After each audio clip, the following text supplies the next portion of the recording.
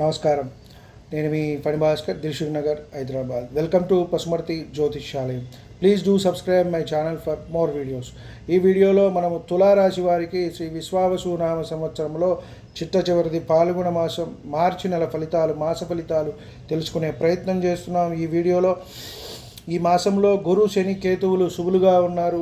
గత సంవత్సరం అత్యంత యోగవంతంగా ఉన్న రాశుల్లో వృషభ రాశి తర్వాత తులారాశి వారు అత్యంత యోగవంతంగా ఉన్నారు.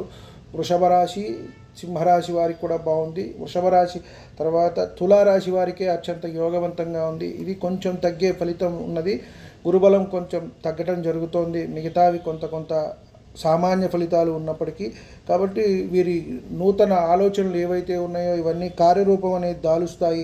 ఈ 2-3 నెలల్లో వీరికి అంతా కూడా మంచిగా సాగుతుంది. అలాగే చుట్టుపక్కల వారిని వీరు ఆకట్టుకుంటారు. వీరి చుట్టూ ఉన్నవారిని వృత్తి, ఉద్యోగ, వ్యాపారాల్లో వీరికి గుర్తింపు అనేది లభిస్తుంది అని మనము చెప్పవచ్చు. అలాగే కొంత సరదాల కోసం ఖర్చు పెట్టే అవకాశం కూడా ఉంది. తీర్థయాత్రలు కూడా చేస్తారు, డబ్బుని ఖర్చు చేస్తారు.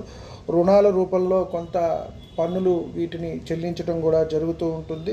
కొంత ఒత్తిడి ఉన్నప్పటికీ కూడా గురుబలం వల్ల దీని నుంచి బయటపడతారు అని మనం చెప్పవచ్చు. నిత్యం కూడా దుర్గా సహస్రనామాలు, దుర్గా స్తోత్రము చదువుకున్నట్టయితే ఈ రాశి వారికి ఎంతైనా సరే మంచి జరుగుతుంది అని చెప్పవచ్చు.